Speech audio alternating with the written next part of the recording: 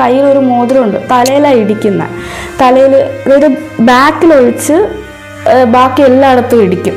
എന്നിട്ട് പറയും എനിക്ക് പാടൊന്നും വരാത്ത രീതിയിൽ നിന്നെ ഉപദ്രവിക്കാൻ അറിയാം, ഒരാളും വിശ്വസിക്കത്തില്ല എന്ത് ചെയ്താലും. മുടി മൊത്തം പിച്ചി, ആ ബെഡ് മൊത്തം എൻ്റെ മുടി മൊത്തം പിച്ച് കളഞ്ഞു, തലയിലെല്ലാം ഇടിച്ചു. എന്നിട്ട് ഓരോ തവണയും അവൻ ഇടിച്ചിട്ട് അവൻ ടയർഡായി റെസ്റ്റ് എടുക്കും, എൻ്റെ അടുത്ത് കിടന്ന് റെസ്റ്റ് എടുക്കും. പിന്നെ ശ്വാസം മുട്ടിച്ചിട്ട്, ഇവിടെ എല്ലാം പാടുണ്ടായിരുന്നു, കഴുത്ത് ഞെരിച്ച് ശ്വാസം മുട്ടിച്ചിട്ട്. എല്ലാവരും നമസ്കാരം. 10 വർഷമായി ഒരു പുരുഷനെ പ്രണയിച്ചിട്ട് ഒടുവിൽ അവനെ വിവാഹം കഴിച്ചു. വിവാഹം കഴിഞ്ഞിട്ട് നാളുകളാവുന്നതിന് മുൻപേ സ്വന്തം വീട്ടിലിട്ട് ഗാർഹികമായി ഉപദ്രവിച്ചു. ഒപ്പം സ്ത്രീധനത്തിൻ്റെ പേരിൽ അതിക്രൂരമായ മർദ്ദനവും. ഞാനിപ്പോൾ ഉള്ളത് കൊല്ലം ജില്ലയിലെ കുണ്ടറയിലാണ്. അത്രത്തോളം സ്ട്രഗിൾ ചെയ്ത് കഴിഞ്ഞ കുറച്ച് ദിവസങ്ങൾ കൊണ്ട് ചോദിക്കുന്നതിനൊക്കെ തന്നെ പരിധികളുണ്ട്. കാരണം അതിനപ്പുറമുള്ള വേദനകളാണ് കുട്ടി പങ്കുവയ്ക്കുന്നത്. എല്ലാവരും അറിഞ്ഞു കഴിഞ്ഞ കാര്യങ്ങളാണ്. ഇനി ഒരിക്കൽ കൂടി സംസാരിക്കേണ്ടി വരുന്നതിൽ വിഷമമുണ്ട്. ശരിക്കും 10 വർഷമായി പ്രണയിച്ച ഒരാൾ, 10 വർഷം കൊണ്ടുള്ള ബന്ധം പെട്ടെന്നൊരു ദാമ്പത്യത്തിലേക്ക് പോകുമ്പോൾ ആ കല്യാണത്തിനുള്ള എല്ലാ മുന്നൊരുക്കങ്ങളും എല്ലാ തീരുമാനങ്ങളും ഈ കുട്ടിയുടേതായിരുന്നു.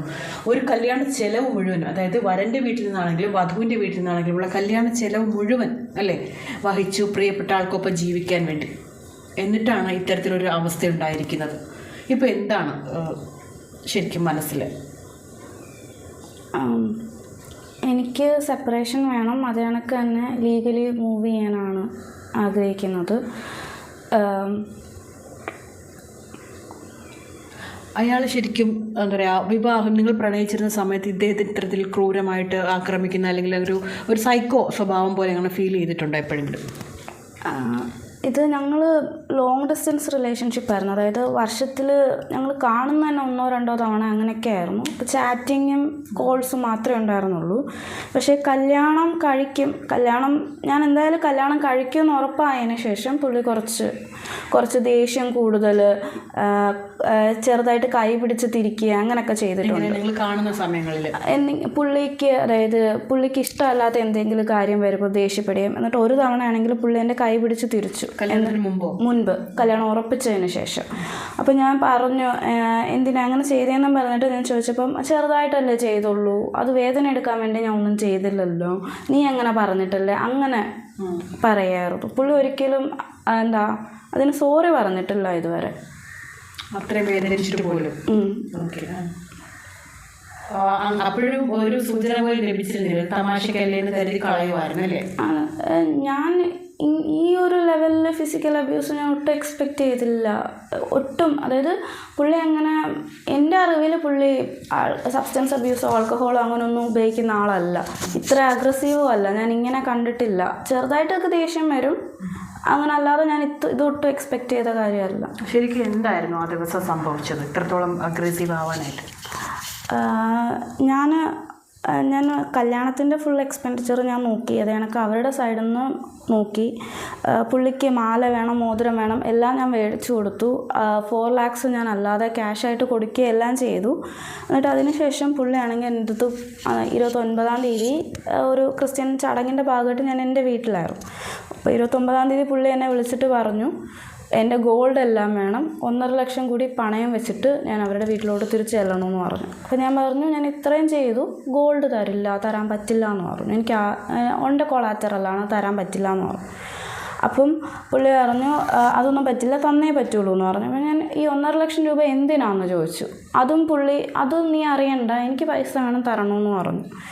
അപ്പം ഞാൻ തരാൻ പറ്റില്ല എന്ന് പറഞ്ഞ് ഫോൺ കട്ട് ചെയ്തു. അതിനുശേഷം പുള്ളി വീണ്ടും വിളിച്ചപ്പോൾ ഞാൻ പറഞ്ഞു ഞാൻ ഫുള്ള് ഗോൾഡും പണയം വെച്ചിട്ട് കല്യാണത്തിനെടുത്ത ലോൺ റീപേ ചെയ്തു, അത് കാരണം തരാൻ പറ്റില്ല. അതിൻ്റെ ഓഡിയോ സംഭാഷണമാണ് അതിൻ്റെ ഓഡിയോ ഞാൻ റെക്കോർഡ് ചെയ്തായിരുന്നു. പുള്ളി ഇങ്ങനെ ദേഷ്യപ്പെടുന്ന കണ്ടപ്പോഴത്തേക്ക് ഞാൻ റെക്കോർഡ് ചെയ്യാൻ തുടങ്ങി. എടാ അതൊന്നും തരാൻ പറ്റത്തില്ല, എനിക്ക് തന്നെ ഇപ്പൊ തന്നെ 10 ലക്ഷം പറ്റത്തില്ലടാ. നിന്റെ അടുത്ത് ഞാൻ തരാൻ പറഞ്ഞ ഇല്ല. എനിക്കിപ്പൊ തന്നെ 10-30 ലക്ഷത്തിന്റെ കടമുണ്ട്. പിന്നെ ഞാൻ നിന്റെ അടുത്ത് ഞാനത് തരാനാ വല്ലതും പറഞ്ഞോടി? നീ എന്തിനാ എന്റെ അടുത്ത് ചോദിക്കാതെ അത് എടുത്തോണ്ട് ഓടിയെന്ന്? ഒളിച്ചെടുത്തോണ്ട് ഓടേണ്ട കാര്യം എന്ത്? അതിനാണോ? എന്തായാലും എടുത്തോണ്ട് പോ. ആ മൊത്തം കേട്ടാ? പണയം ഇരിക്കുക.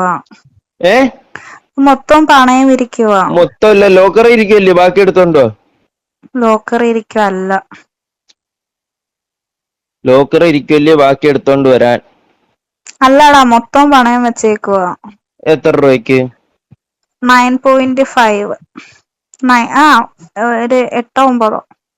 8-9 ലക്ഷത്തിന്? എന്നുവെച്ചാ HDFC അടയ്ക്കാനും ബാക്കി വിസ്മയുടെ ഒരു 2.5 കൊടുക്കാനും. HDFC അടയ്ക്കാനാ? റീപേയ്മെന്റ് HDFCക്ക്. എത്ര രൂപ അടയ്ക്കാൻ? 6. ഇതൊക്കെ ആരത്തി വെച്ചിട്ടാ ചെയ്തത്? ഞാൻ മുമ്പേ പറഞ്ഞില്ലേ ചെയ്തത്? നീ ഇത് ആരത്തി വെച്ചിട്ടാ ചെയ്തതെന്ന്? ഞാൻ ആർക്കും ചോദിച്ചില്ല. നീ ആരത്തി വെച്ചിട്ടാ ഇത് ചെയ്തത്? നീ പിന്നെ കള്ളത്തരം പറഞ്ഞ എന്തിനാ? രണ്ടടച്ച് ബാക്കി ലോക്കറി വെച്ചെന്ന്? എന്റെ അടുത്ത് മമ്മി അങ്ങനെ പറഞ്ഞു. റെസിപ്റ്റും മേടിച്ചിട്ട് വാ നീ. മേടിച്ചിട്ട് വരാം. എന്നിട്ട് വാ. എന്തായാലും അത് എടുത്ത് മൊത്തം കാശ് കയ്യിരിപ്പുണ്ടല്ലോ, ബാക്കി 6 രൂപ മേടിച്ചിട്ട് വാ. 2 വെച്ചിട്ട് ബാക്കി എല്ലാം തിരിച്ചടയ്ക്കുക. അതെല്ലാം ഞാൻ അടച്ച്. എന്തോ? എവിടെ അടച്ചെന്ന്? ഞാൻ പാസ്ബുക്ക് എല്ലാം കൊടുത്തിട്ടാ വന്നത് തന്നെ. എവിടെ അടച്ചു? ബാങ്കില്. നീ ഇത് എന്തോടി നിർത്തുന്ന പൊന്ന? നീ ഇങ്ങോട്ട് വരണ്ട, അവിടെ നിന്നോ. നീ അവിടെ നിന്നോ, ഇനി ഇങ്ങോട്ട് വരണ്ട. ഇത് നിർത്തിയാൻ നീ കൂടുതലും കളിക്കുമല്ലേ? നീ മനുഷ്യനെ ഇട്ട് പറ്റിച്ച് വരുമ്പോ എല്ലാ രീതിയിലും ഇട്ട് പറ്റിക്കുവോ നേരം അല്ലേ? ആന്നോടി? നീ മൊത്തം കള്ളത്തരാന്നല്ലേടി വാറെന്നാ പറയുന്നത്? ഹലോ, ചോദിച്ചതിന് പറയാം, മൊത്തം കള്ളത്തരാന്നല്ലോ വാറെന്നാ പറയുന്നത്?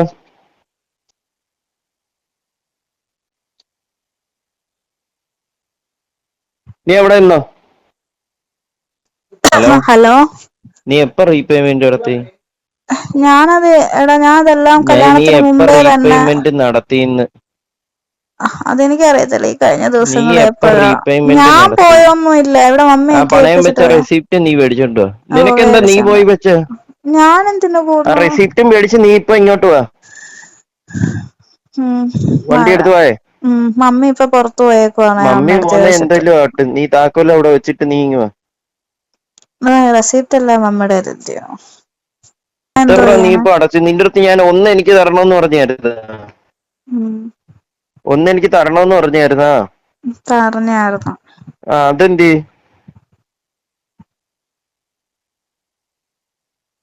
എന്തെന്ന്? ഞാൻ എങ്ങനെയാലും ഒപ്പിച്ചു തരാം. എന്താ ഒപ്പിച്ചു തരാന്ന്? എടി, ഈ ബാങ്കിൽ തിരിച്ചടയ്ക്കുന്ന നീ കല്യാണം കഴിഞ്ഞും ബാക്കി അവരെ കൊണ്ട് ഉണ്ടാക്കിക്കൊണ്ടിരിക്കുവാന്നോടി?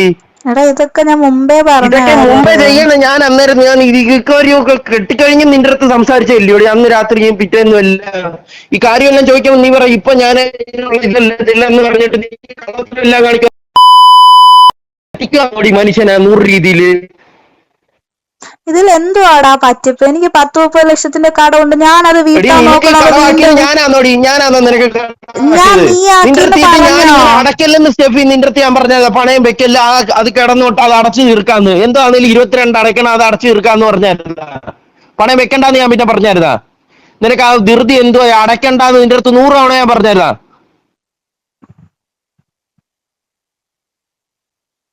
പറഞ്ഞായിരുന്നോ? പിന്നെ നീ ഇങ്ങനെ കാണിക്കുന്നത് എന്തുവാ? നീ അന്ന് എന്റെ അടുത്ത് പറയാതെ ഒളിച്ചോടി ഈ സാധനം എടുത്ത് ഒളിച്ചോടി എന്താടി ഒരു വക മിണ്ടാതെ? നീ എന്തൊക്കെയോ വലിയ കള്ളത്തരമുണ്ട്. നീ ഇങ്ങനെ വെറും ഒരു കള്ളിയെ നുണച്ചിയാണല്ലേ കെട്ടിയത്? വെറും വൃത്തികെട്ടൊരുത്തി. നിനക്ക് കൊച്ചുങ്ങളൊന്നും ആവാത്തതല്ലേ? ഇത്രയും വൃത്തികെട്ടൊരുത്തിക്ക് കൊച്ചായിട്ട് എന്തിനാ അളിഞ്ഞൊരുത്തി? വൃത്തികെട്ടൊരുത്തി പിള്ളേരെയും കൂടി നശിപ്പിക്കാനായിട്ട് പന്ന വൃത്തികെട്ടവള്. ഏത് നേരത്താണ് വൃത്തികെട്ടവളെ എടുത്ത് തല വെച്ച്? നീ എന്തായാലും റെസിപ്റ്റും മേടിച്ചു വാ.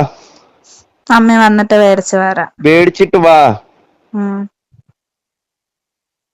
നീ പിന്നെ ഉച്ചക്കെല്ലാം കള്ളത്തരം പറഞ്ഞ എന്ത്? എനിക്ക് ഇപ്പൊ പോവാൻ വയ്യ അപ്പൊ പോവാൻ വയ്യ എന്ന് പറഞ്ഞ് വിളിച്ചു വെച്ചിട്ട് റെസിപ്റ്റ് എടു. എത്ര രൂപ തിരിച്ചടച്ച അത് പറ. 6 തോന്നുന്നു.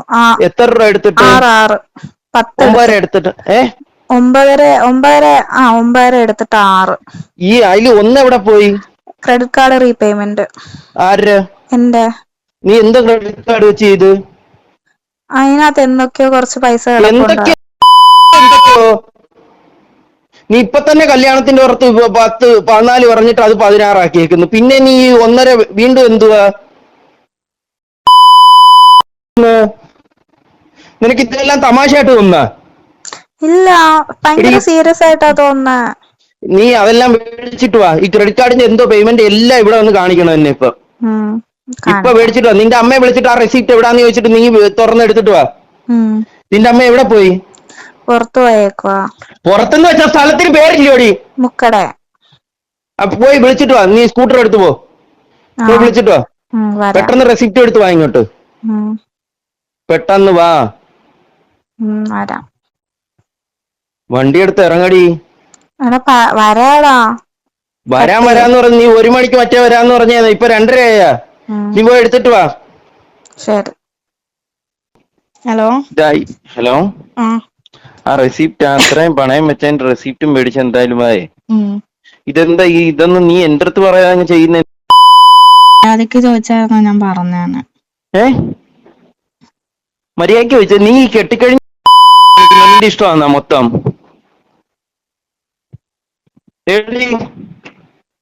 Hello hello. എന്താ മര്യാദ നിന്റെ അടുത്ത് ചോദിച്ചു? എന്തോ മര്യാദ ചോദിച്ചെന്ന്? നീ ആരും അറിയാതെ ഇത് ഒളിച്ചു വെച്ചിട്ട് സ്റ്റെഫിയുടെ അടുത്ത് 100 തവണ ഞാൻ പറഞ്ഞ 10 അടയ്ക്കല്ലേ 4 അടയ്ക്കാവുള്ള, ഒന്ന് ഇത് ബാക്കി പിന്നെ അടച്ചാൽ മതി. 100 തവണ പറഞ്ഞ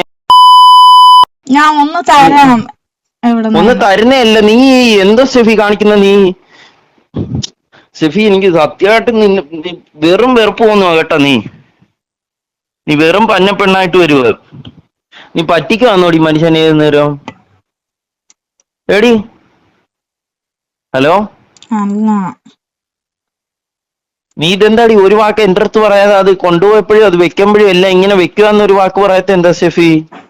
ഞാൻ സമ്മതിക്കത്തില്ലെന്ന് വിചാരിച്ചു. എന്തോ സമ്മതിക്കത്തില്ലെന്ന്? നിന്റെ അടുത്ത് 5 വെച്ചോളാൻ പറഞ്ഞില്ലായിരുന്നാ? 5 വെക്കണ്ട 4 അടച്ചാൽ മതി. ഇതെല്ലാം ഈ ഒന്നും സമ്മതിക്കത്തില്ലെന്ന് കരുതി നിങ്ങളുടെ അമ്മയെ കൊണ്ട് നീയും പ്ലാൻ ചെയ്തല്ലേ ഇത്രയും അടപ്പിച്ചേ മൊത്തം? ഞാൻ സമ്മതിക്കത്തില്ലെന്ന് പേടിച്ചിട്ടാണ് ഇതിന്. കാരണം എനിക്ക് ഇത്ര 10-30 ലക്ഷം എനിക്ക് അതിന്റെ സ്ട്രെസ് ഉണ്ട്. എടി ഇതിപ്പോ എന്താ കടം കുറഞ്ഞാ നീ പണയം വെച്ച് അടച്ചപ്പം? ഇൻട്രസ്റ്റ് റേറ്റ് ചേഞ്ച് വന്നില്ലയോ? എന്തോ ചേഞ്ച് വന്ന്? 9-ഉം 11-ഉം തമ്മില് 2%. നിന്റെ അടുത്ത് ഞാൻ 100 തവണ പറഞ്ഞ എന്തോ ആന്നേലും അത് 22 അടയ്ക്കണം. അങ്ങനെ 9-ഉം 11-ഉം ഇൻട്രസ്റ്റ് റേറ്റുകള് 10 അല്ലേ നിനക്ക് പേഴ്സണലിന്? 10 കൂടുതലെങ്ങാണ്ട് പോയതോ. ഇൻട്രസ്റ്റ് റേറ്റ് ഒന്നുകൂടെ നോക്കിയിട്ട് പറയാം. നീ അതെല്ലാം നീ എന്തായാലും എടുത്തിട്ട് വാ. നിങ്ങളുടെ അമ്മ എന്താ പറഞ്ഞു വിളിച്ചപ്പം? ഇപ്പൊ വരാന്താ ഇപ്പൊ എത്തിന്ന് പറഞ്ഞു. നീ ഒരുങ്ങിയ? ഇല്ല, ഒരുങ്ങുന്നേ ഉള്ളു. അതിനല്ലേ നീ വീണ്ടും വിളിച്ചോണ്ടിരിക്കുവല്ലേ. പെട്ടെന്ന് ഒരുങ്ങെങ്കി ഫുള്ള് റെസിപ്റ്റും മേടിച്ചു. ഈ അടച്ചതിന്റെ എല്ലാ റെസിപ്റ്റും കേട്ടോ. എന്നിട്ട് പുള്ളി വീട്ടിൽ വന്നേ പറ്റുള്ളൂ. പണയം വെച്ചില്ലായിരുന്നു, അങ്ങനെ പറഞ്ഞതാണ്. അങ്ങനെ പറഞ്ഞ ഗോൾഡ് കൊടുക്കാൻ താല്പര്യമില്ലാത്തതാണ് പണയം വെച്ചു എന്ന് പറഞ്ഞതാണ്. പുള്ളിയുടെ മൈൻഡ് മാറുന്നുണ്ടോന്നും കൂടെ ഒന്ന് ടെസ്റ്റ് ചെയ്യുന്ന അങ്ങനെ നോക്കാനായിട്ടാണ്. പക്ഷേ എന്താ പറയുക, അതിനുശേഷം ഉച്ചയ്ക്ക് ശേഷം പുള്ളി വിളിച്ചിട്ട് സംസാരിക്കണം, വെളിയിൽ ഇറങ്ങി വന്നു പറഞ്ഞു. അപ്പം മുമ്പ് ഈ ചെറുതായിട്ട് കൈ പിടിച്ച് തിരിച്ചൊക്കെ വെച്ചിട്ട് ഞാൻ പറഞ്ഞു എനിക്ക് പേടിയാണ്, നിൻ്റെ ദേഷ്യം മാറട്ടെ, എനിക്ക് പേടിയാണ്, വരാൻ പറ്റില്ല എന്ന് പറഞ്ഞു. അപ്പോൾ വന്നേ പറ്റുള്ളൂ എന്ന് പറഞ്ഞ് ഇവിടെ വെളിയിൽ വന്ന് ഹോണൊക്കെ അടിച്ചുകൊണ്ടിരുന്നു. അപ്പം ഞാൻ പറഞ്ഞു ഇവിടെ നിന്ന് സംസാരിക്കാം, വേറെ എങ്ങോട്ടും വരില്ല എന്ന് പറഞ്ഞു. അങ്ങനെ ഇവിടെ അത് പുള്ളി എഗ്രി ചെയ്യാൻ ഒത്തിരി ലേറ്റായി. എന്നാലും ഇവിടെ നിന്ന് സംസാരിക്കാനായിട്ട് ഞാൻ ചെന്നപ്പോൾ അവിടെ ആളുകൾ എല്ലാവരെയും അറിയിക്കുന്ന രീതിയിൽ ശബ്ദം ഉണ്ടാക്കാൻ അങ്ങനെയൊക്കെ തുടങ്ങി. അപ്പം ഞാൻ വേണ്ട, ബൈക്കിൽ കയറി വരാമെന്ന് പറഞ്ഞു. അങ്ങനെ ഞാൻ ബൈക്കിൽ കയറിപ്പോയി. ബൈക്കിൽ കയറിയിടം മുതൽ കൈ ഒക്കെ പുറകോട്ടെടുത്ത് എന്നെ ഇടിക്കാനും കാലിലെല്ലാം ഇടിക്കാനും എല്ലാം തുടങ്ങി. റോഡിൽ എല്ലാവരെയും ഇല്ല, മദ്യപിച്ചിട്ടില്ലായിരുന്നു. റോഡിൽ എല്ലാവരെയും കേക്കച്ച ചീത്ത വിളിക്കാനും ഇവിടെ വഴിയിൽ എല്ലാവരും കേക്കച്ച ചീത്ത വിളിക്കാനും എല്ലാം തുടങ്ങി. അങ്ങനെ അവരുടെ വീട്ടിൽ ചെന്ന് ഡയറക്റ്റ് എന്നെ പിടിച്ചു വലിച്ചുകൊണ്ട് പുള്ളിയുടെ ബെഡ്റൂമിലോട്ട് കയറി കുറ്റിയിട്ടു. എന്നിട്ട് എന്നെ കട്ടിലേൽ തള്ളിയിട്ടു. എന്നിട്ട് പുള്ളീൻ്റെ പുറത്ത് കയറി ഇരുന്നിട്ട് ആദ്യം തന്നെ ചോദിച്ചത്, പുള്ളി ഇവിടെ എന്നെ വിളിക്കാൻ വന്നപ്പോൾ എൻ്റെ ഹോൺ അടിച്ചപ്പം എൻ്റെ വീട്ടുകാർ നോക്കി ചിരിച്ചു എന്ന് പറഞ്ഞ് അടിക്കാൻ തുടങ്ങി. പിന്നെ ഓരോ കാര്യങ്ങൾ, കല്യാണത്തിന് 900 പീപ്പിളിൻ്റെ ഫുഡാണ് ഞങ്ങൾ പറഞ്ഞത്. ഒരു 100 പീപ്പിളിൻ്റെ എക്സസ് വന്നു. എന്തിനാണ് 900 പീപ്പിളിൻ്റെ ഫുഡ് പറഞ്ഞ്. പിന്നെ ഈ കല്യാണം എന്നെ കൈപിടിച്ച് ഏൽപ്പിച്ച എൻ്റെ അങ്കിളാണ്. അപ്പം അങ്കിള് എൻ്റെ കൈപിടിച്ച് ഏൽപ്പിച്ചിട്ട് പോയി. അത് വളരെ ബ്രീഫായിട്ട് ചെയ്തു. അങ്ങനെ അല്ല ചടങ്ങ്, അതെന്താ അങ്ങനെ, അത് ഫോട്ടോ എടുക്കാനൊന്നും സമ്മതിച്ചില്ല, അതെന്താ അങ്ങനെ. പിന്നെ എൻ്റെ കുറേ ഫ്രണ്ട്സിനെയൊക്കെ വിളിച്ചിട്ട് പുള്ളി ഇനി മിണ്ടരുത് എന്ന് പറഞ്ഞിട്ടുണ്ട്. അത് പിന്നെ ഞാനാണെങ്കിൽ കല്യാണത്തിന് ആകെ പുള്ളിയെടുത്ത് ആവശ്യപ്പെട്ടത് എനിക്ക് റൂമിൽ അറ്റാച്ച്ഡ് ബാത്റൂം വേണം, എനിക്ക് അത് മാത്രമാണ്. അപ്പോൾ പുള്ളിയാണെങ്കിൽ വീട് റെനോവേറ്റ് ചെയ്യുന്നതിൻ്റെ ഭാഗമായിട്ട് റൂമിൽ അറ്റാച്ച്ഡ് ബാത്റൂം ചെയ്തു എന്നും പറഞ്ഞു. പക്ഷെ ഞാൻ ചെന്നപ്പം ആ റൂമിൽ അറ്റാച്ച്ഡ് ബാത്റൂം ഇല്ല. അപ്പം ആ അറ്റാച്ച്ഡ് ബാത്റൂം ഇല്ല എന്നുള്ള കാര്യം ഞാൻ എൻ്റെ കൂട്ടുകാരുടെ അടുത്തും വീട്ടിൽ എന്തിനാണ് പറഞ്ഞത്. അതുകൊണ്ട് അതായത് ഓരോ കാര്യം പറഞ്ഞ് അവൻ എന്നെ ആവശ്യത്തിന് അടിക്കും. അതായത് അവൻ്റെ കയ്യിൽ ഒരു മോതിരമുണ്ട്, തലയിലാണ് ഇടിക്കുന്നത്. തലയിൽ അതായത് ബാക്കിലൊഴിച്ച് ബാക്കി എല്ലായിടത്തും ഇടിക്കും. എന്നിട്ട് പറയും എനിക്ക് പാടൊന്നും വരാത്ത രീതിയിൽ നിന്നെ ഉപദ്രവിക്കാനറിയാം, ഒരാളും വിശ്വസിക്കത്തില്ല എന്ത് ചെയ്താലും. മുടി മൊത്തം പിച്ചി, ആ ബെഡ് മൊത്തം എൻ്റെ മുടി മൊത്തം പിച്ചി കളഞ്ഞു, തലയിലെല്ലാം ഇടിച്ചു. എന്നിട്ട് ഓരോ തവണയും അവൻ ഇടിച്ചിട്ട് അവൻ ടയർഡായി റെസ്റ്റ് എടുക്കും, എൻ്റെ അടുത്ത് കിടന്ന് റെസ്റ്റ് എടുക്കും. പിന്നെയും എന്തെങ്കിലും അടുത്ത കാര്യം പറഞ്ഞിട്ട്, അതായത് ഓരോ കാര്യം അവൻ ആവശ്യത്തിന് ഉപദ്രവിച്ചതിന് ശേഷം അവൻ റെസ്റ്റ് എടുക്കും. എന്നിട്ട് എൻ്റെ കഴുത്ത് ഞെരിച്ച് ശ്വാസം മുട്ടിച്ചിട്ട്, ഇവിടെ എല്ലാം പാടുണ്ടായിരുന്നു, കഴുത്ത് ഞെരിച്ച് ശ്വാസം മുട്ടിച്ചിട്ട് ഇന്നത്തോടെ ഞാനെല്ലാം അവസാനിപ്പിക്കും, നിന്നെ കൊല്ലും എന്നൊക്കെ പറഞ്ഞു. ശ്വാസം മുട്ടിച്ച് കൊല്ലാൻ നോക്കി. എന്നിട്ട് പിന്നെ ഓരോ കാര്യം പറഞ്ഞ് ഇങ്ങനെ അടിക്കുന്നതിൻ്റെ ഇടയ്ക്ക് വെച്ചിട്ട് എനിക്ക് മൂക്കിൽ നല്ലൊരു ഇടി കിട്ടി. അപ്പോൾ എൻ്റെ കണ്ണ് ഫുള്ള് ബ്ലാക്കും, കണ്ണിൽ എന്തൊക്കെയോ ഇത് തന്നെ. അങ്ങനെ ചെറുതായിട്ട് എൻ്റെ ബോധം പോയി. അതിനുശേഷവും ഓരോ കാര്യം പറഞ്ഞ് എന്നെ ഇടിക്കുകയും ഉപദ്രവിക്കുകയും ചെയ്യുന്നുണ്ട്. പുറത്ത് കയറിയിരുന്ന് ഇടിക്കുകയും ഉപദ്രവിക്കും, റെസ്റ്റ് എടുക്കും, പിന്നെയും കയറും. എന്നിട്ട് എൻ്റെ കയ്യിലെല്ലാം കടിച്ചു, കയ്യിൽ 2 കയ്യിലും കടിച്ച പാടുണ്ട്. പിന്നെ വയറിൽ ഇടിച്ചു, പിന്നെ കാലിലൊക്കെ പാടുണ്ട്. അത് എങ്ങനെയാണെന്ന് എനിക്ക് ഓർമ്മയില്ല. എന്നിട്ട് ഈ സമയത്ത് ഞാൻ എൻ്റെ ഫോൺ പോലും എടുക്കാതെ എന്നെ വീട്ടിൽ നിന്ന് വിളിച്ചുകൊണ്ട് പോയി. അപ്പോൾ എൻ്റെ മമ്മിയൊക്കെ കോൺസ്റ്റൻ്റായിട്ട് വിളിക്കുന്നുണ്ടായിരുന്നു. അപ്പോൾ ഞങ്ങൾ ചെന്ന് റൂം അടച്ചപ്പോൾ തന്നെ അവിടെ അമ്മയും സിസ്റ്റേഴ്സും കൂടി TV വോളി എല്ലാം വെച്ചിട്ട്. എത്ര ദിവസമായി? 29-ാം തീയതി തന്നെ കടിച്ചതാണ്. ഇന്നിപ്പോൾ ഏകദേശം ഒരാഴ്ചയല്ലല്ലോ, ഏകദേശം ഒരാഴ്ച അടുത്താവുന്നല്ലേ? ഇത്രയും ദിവസമായിട്ട് ആ പാട് മായാതെന്നുണ്ടെങ്കിൽ അത്രത്തോളം ആഴത്തിലായിരിക്കും ഒരാളത് ഉപദ്രവിച്ചതെന്നല്ലേ? ഇപ്പോഴും വേദനയുണ്ട്. ഞാൻ പെയിൻ കില്ലേഴ്സ് കഴിച്ചുകൊണ്ടിരിക്കുകയാണ്. വയറിനും നടുവിനും എല്ലാം വേദനയുണ്ട്. പക്ഷേ എനിക്ക് എന്തോ ചെയ്തതെന്ന് ഓർമ്മയില്ല. എന്നിട്ട് അമ്മ ഇത്രയും വിളിച്ച് മമ്മി പലരെയും കൊണ്ട് വിളിപ്പിക്കുക അങ്ങനെ എല്ലാം ചെയ്യുന്നത് കാരണം അവരുടെ ഒരു ഡോറിന് കൊട്ടി എന്നിട്ട് തുറന്നു കയറി വന്നു. എന്നെ ഇത്ര ഉപദ്രവിച്ച് എൻ്റെ പേരത്തെ പാട് അതൊന്നും അല്ല. അവരെന്നെ വഴക്ക് പറയുക, ചേച്ചി അമ്മയും കൂടി എന്നെ ഇങ്ങനെ, അവന് നല്ല ഇഷ്ടം പോലെ സ്ത്രീധനമുള്ള ആലോചന വന്നതാണ്. അവനും സപ്പോർട്ട് ചെയ്ത് പറയാൻ തുടങ്ങി എന്നിട്ട് അവൻ അടിക്കുമ്പം ശബ്ദമൊന്നും വെളിയിൽ കേൾക്കരുത്, ശബ്ദം ഉണ്ടാക്കരുത്, ഒരടിയൊക്കെ കൊള്ളണം. ഞാൻ കാരണം അവന് ഇത്രയും ദേഷ്യം വരുന്നത് അങ്ങനെ ഇങ്ങനെ.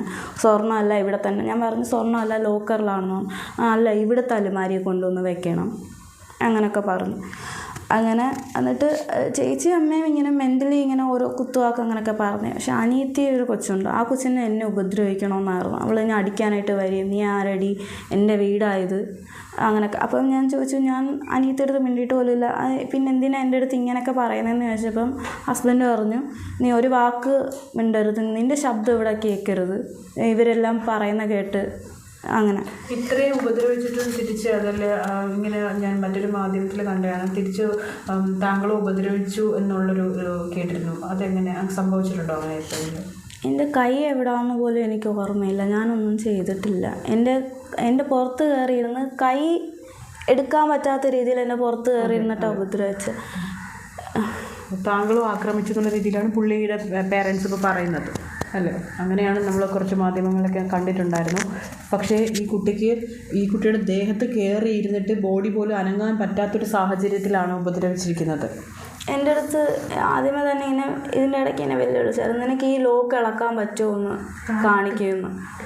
ഈ ലോക്ക് ഇളക്കാൻ പറ്റുമോ എന്ന് റൂമിൻ്റെ എൻ്റെ പുറത്ത് കയറി ഇരുന്നിട്ട് നിനക്ക് അനങ്ങാൻ പറ്റുമോ എന്ന് നീ ഒന്ന് കാണിക്കുമെന്ന്, ലോക്ക് ഇളക്കാൻ പറ്റുമോ എന്ന് കാണിക്കുമെന്ന് ചോദിച്ചു.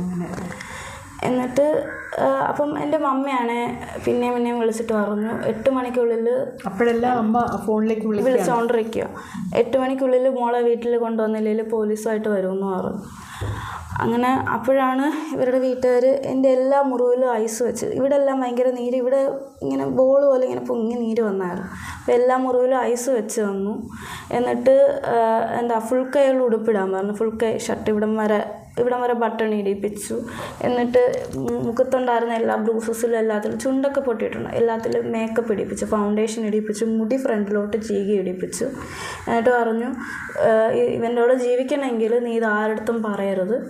എന്നിട്ട് അങ്ങനെയൊക്കെ പറഞ്ഞ് ഭീഷണിപ്പെടുത്തി അമ്മയും ചേച്ചിയൊക്കെ കൂടി. എന്നിട്ട് ഇവിടെ എൻ്റെ അടുത്ത് പറഞ്ഞു, ഇവിടെ റൂമിൽ വന്നിട്ട് ഫോണും നിനക്ക് എടുക്കാനുള്ള എല്ലാം എടുക്കണം, ഇനി നീ തിരിച്ചു പോകത്തില്ല, എല്ലാം എടുത്തിട്ട് വീട്ടിൽ വന്ന് റൂമിൽ കയറി കുറ്റിയിടണം, ഇതെല്ലാം എടുക്കണം, എന്നിട്ട് ഹെൽമെറ്റും വെച്ചിട്ട് ഇറങ്ങി വരണമെന്ന് പറഞ്ഞു. പക്ഷെ എനിക്കിവിടെ വന്നപ്പം റൂമിൽ കയറി കുറ്റിയിടാൻ പറ്റിയില്ല. ബ്രദർ വന്നിട്ട് നിനക്ക് അടി കിട്ടിയോ എന്തോ പറ്റിയെന്ന് പറഞ്ഞിട്ട് ചോദിക്കാൻ തുടങ്ങി.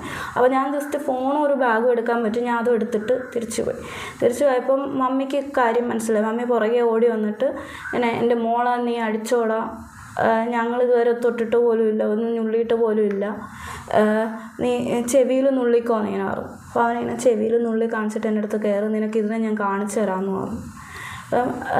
അപ്പം ഞാനിങ്ങനെ ആ വണ്ടിയിൽ പോയിക്കൊണ്ടുമ്പോൾ ഞാൻ പറഞ്ഞു എനിക്ക് തല വേദന തൊട്ട് സഹിക്കാൻ പറ്റുന്നില്ല, എന്നെ ഒരു ആശുപത്രി കൊണ്ടുപോകണമെന്ന് പറഞ്ഞു. അപ്പം ചോദിച്ചു എന്നെ കേസിൽ കൊടുക്കാനാണോ അങ്ങനെ ചോദിച്ചു.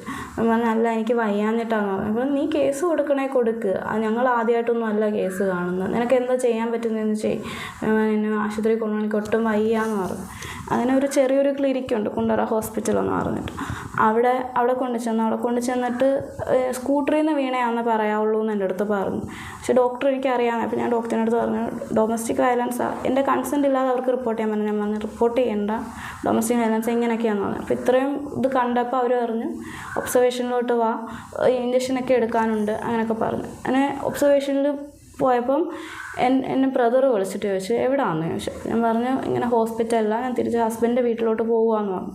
അപ്പം ബ്രദർ പറഞ്ഞു അവനും അമ്മയും വരുന്നവരൊന്ന് വെയിറ്റ് ചെയ്യണേന്ന് പറഞ്ഞു. അങ്ങനെ അവൻ ആദ്യമേ ഓടി വന്നു, മമ്മിയും മമ്മിയുടെ ബ്രദറും കൂടി വന്നു. ആ സമയത്ത് ഹസ്ബൻഡിനെ അവിടെ കണ്ടായിരുന്നു, പിന്നെ കാണുന്നില്ല എന്ന് പറഞ്ഞു. അപ്പോൾ ഇത്രയും ബ്രൂസസ് കണ്ടു കഴിഞ്ഞപ്പോഴത്തേക്ക് ഇവരിങ്ങനെ എന്തു പറ്റി എന്ന് ചോദിക്കാൻ തുടങ്ങി. ഞാൻ ഇവരുടെ അടുത്ത് ഒരു കാര്യവും പറഞ്ഞിട്ടില്ലായിരുന്നു. എന്നിട്ട് അപ്പം എൻ്റെ ഹസ്ബൻഡിൻ്റെ ബ്രദറിൻലോയും കൂടി വന്ന്, അതായത് ഞാൻ ഒബ്സർവേഷൻ റൂമിൽ എൻ്റെ അടുത്ത് അമ്മയുണ്ട്, വെളിയിൽ ഭയങ്കര ബഹളം, നഴ്സുമാർ സെക്യൂരിറ്റി എല്ലാം ബഹളം. അത് എൻ്റെ ബ്രദറിനെയും എൻ്റെ അങ്കിളിനെയും ഉപദ്രവിച്ച് സെക്യൂരിറ്റി എല്ലാം മാറ്റിയിട്ട് അവർ ഒബ്സർവേഷൻ റൂമിൽ കയറി വന്നു, എന്നെ പിടിച്ചോണ്ട് പോകാൻ നോക്കിയത്. നീ ഇപ്പോൾ വന്നേ പറ്റുള്ളൂ എന്ന് പറഞ്ഞ് പിടിച്ചോണ്ട് അവിടുത്തെ CCTV ഉണ്ട്, ഹോസ്പിറ്റലിലെ സ്റ്റാഫ് എല്ലാവരും ഉണ്ട്. പിന്നെ എൻ്റെ മമ്മി പറഞ്ഞു എൻ്റെ മമ്മിയെ കൊന്നിട്ടേ പിടിച്ചോണ്ട് പോകാൻ പറ്റുള്ളൂ എന്ന് പറഞ്ഞു. അങ്ങനെ മമ്മി തടഞ്ഞതുകൊണ്ട് മാത്രമാണ് എന്നെ അപ്പോൾ കൊണ്ടുപോകാൻ പറ്റാഞ്ഞത്. എന്നിട്ട് അതിനുശേഷം ഞങ്ങൾ പോലീസ് സ്റ്റേഷനിൽ പോയി പരാതി കൊടുത്തു. പോലീസിൻ്റെ റെസ്പോൺസ് എങ്ങനെയായിരുന്നു? അവരൊരു രീതിയിലും ഈ കേസ് എടുക്കാൻ തയ്യാറല്ലാത്തതുപോലെ ആയിരുന്നു. അതായത് 4 ദിവസമല്ലേ ആയുള്ളൂ, ഒന്നുകൂടെ ആ ഒരു രീതി. അതായത് വീണ്ടും പോവും, ഇത് കോംപ്രമൈസ് ആവും, പിന്നെ ഞങ്ങൾ എന്തിനാ ജോലി ചെയ്യുന്നത്, ഞങ്ങൾ ഇരട്ടിപ്പണി ഞങ്ങൾ ചെയ്യേണ്ട ആവശ്യമുണ്ടോ, അങ്ങനെ. അതായത് ഇങ്ങനെ ഈ അടി കിട്ടിയത് അതിലൊന്നും ഇല്ല. അതായത് കോംപ്രമൈസ് ആവും, തിരിച്ചു പോകും, അവർക്ക് കേസെടുക്കാൻ താല്പര്യമില്ലാത്ത രീതി. അതെനിക്ക് എൻ്റെ മൊഴി ഫുൾ ഡീറ്റെയിൽസ് ഒന്നും അതിൽ എഴുതുന്നില്ല. കേസെടുത്തത് കേസ് 2 ദിവസം കഴിഞ്ഞിട്ടാണ് FIR എടുത്ത്. 29-ാം തീയതി തന്നെ ഞങ്ങൾ പോയി, 1-ാം തീയതിയാണ്. അപ്പോൾ ഒരു കേസ് എടുക്കാൻ ലാഗ് ചെയ്തതിന് പിന്നെ ഏതെങ്കിലും രാഷ്ട്രീയ പ്രേരണയോ അല്ലെങ്കിൽ അവർക്ക് ഏതെങ്കിലും അധികാരത്തിൻ്റെ എന്തെങ്കിലും ഉണ്ടോ? എൻ്റെ ഹസ്ബൻഡിൻ്റെ വീട്ടുകാരും നല്ല ഇൻഫ്ലുവൻഷ്യലാണ്. അവർ ഇങ്ങനെ എനിക്കറിയാം അവരുടെ ഫാമിലിയിൽ കേസൊക്കെ ഉണ്ട്, അവരെല്ലാത്തിൽ നിന്നും ഊരിപ്പോവുകയും അങ്ങനെയൊക്കെ ഉള്ളൊരു ഫാമിലിയാണ്. ഇനി ഇതുമായിട്ട് മുന്നോട്ട് പോകാൻ തന്നെയല്ലേ തീരുമാനം? അതെ, ലീഗലി മുമ്പോട്ട് പോകാൻ തന്നെയാണ്. എനിക്ക് പുള്ളിയെ കാണുക പോലും വേണ്ട, താല്പര്യം. ഇനി ഒരു പെൺകുട്ടിക്കും ഇത്തരത്തിലൊരവസ്ഥ ഉണ്ടാകരുതേ എന്നാണ് ഞങ്ങൾ മാധ്യമപ്രവർത്തകർ ഓരോ വാർത്തകളും റിപ്പോർട്ട് ചെയ്യുമ്പോൾ ആഗ്രഹിക്കുന്നതും പ്രാർത്ഥിക്കുന്നതും. പക്ഷേ പോകെ ഇത്തരം വാർത്തകളുടെ കാഠിന്യവും അതോടൊപ്പം തന്നെ ഇത്തരം വാർത്തകൾ ഞങ്ങൾക്ക് കൂടുതൽ റിപ്പോർട്ട് ചെയ്യേണ്ടുള്ള അവസ്ഥയാണ്. ഇതിൻ്റെയൊക്കെ പിൻബലം എന്ന് പറയുന്നത് ഒരു പക്ഷേ അധികാരവും പണവും തന്നെ ആയിരിക്കാം. അതോടൊപ്പം സ്ത്രീധനം എന്ന സമ്പ്രദായം പാടെ എടുത്തു കളയാൻ മടിക്കുന്ന സർക്കാരുമായിരിക്കാം. ഏതായാലും ഈ വരും ദിവസങ്ങളിൽ ഇത്തരം വാർത്തകളൊന്നും തന്നെ മാധ്യമങ്ങൾ റിപ്പോർട്ട് ചെയ്യാനുള്ള ഇട വരുത്താതിരിക്കട്ടെ എന്ന് ഒരിക്കൽ കൂടി ഞങ്ങൾ വെറുതെ ആഗ്രഹിക്കുന്നു. ദിസ് ഇസ് ബിൽവനിറ്റ്സൺ സൈനിങ് ഫ്രം VMTV ന്യൂസ്.